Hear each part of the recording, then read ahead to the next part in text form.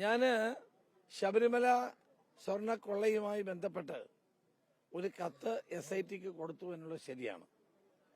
അത് എനിക്ക് കിട്ടിയ ചില വിവരങ്ങളുടെ അടിസ്ഥാനത്തിലാണ്. എനിക്ക് കിട്ടിയ വിവരം അനുസരിച്ചാണെങ്കിൽ ഇതൊരു അന്തർദേശീയ ആന്റിക്സ് സ്മഗ്ലിംഗ് നടത്തുന്ന ആളുകളാണ് ഇത് സ്വർണ്ണപ്പാളിയെല്ലാം അടിച്ചുകൊണ്ട് പോയത് എന്നാണ് എനിക്ക് മനസ്സിലാകുന്നത്.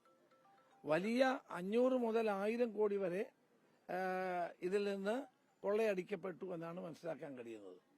സാധാരണഗതിയിൽ നമ്മൾ കാണുന്ന ഒരു സാധനത്തിന് വിലയല്ല ആന്റിക്സ് ആകുമ്പോൾ അത് അന്തർദേശീയ മാർക്കറ്റിൽ. സുഭാഷ് കപൂർ ഇത് ബന്ധമുണ്ടോ എന്ന് ബഹുമാനപ്പെട്ട ഹൈക്കോടതി തന്നെ ചോദിച്ചു.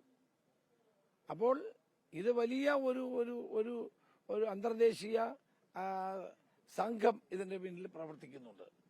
ഇത് നിസ്സാരമായി കണ്ട ഒരു സ്വർണ്ണമാലിന്യം ഓടിച്ചുകൊണ്ട് പോയതല്ല. ഇതിന്റെ പിന്നിൽ വലിയ തോതിലുള്ള ഗൂഢാലോചനയും അന്തർദേശീയ ആന്റിക് സ്മഗ്ലേഴ്സും ഇതിന്റെ പിന്നിലുണ്ട്. ആള് പറഞ്ഞതാണ്. ആ പറഞ്ഞ ആളിന്റെ പേര് ഞാൻ വെളിപ്പെടുത്താൻ ആഗ്രഹിക്കുന്നില്ല. SIT എന്നെ വിളിച്ചാൽ ആ പേരും നമ്പരും അദ്ദേഹം എനിക്ക് തന്നിട്ടുള്ള വോയിസ് മെസ്സേജ് ഉൾപ്പെടെ ഞാൻ അവർക്ക് കൊടുക്കാൻ തയ്യാറാണ്.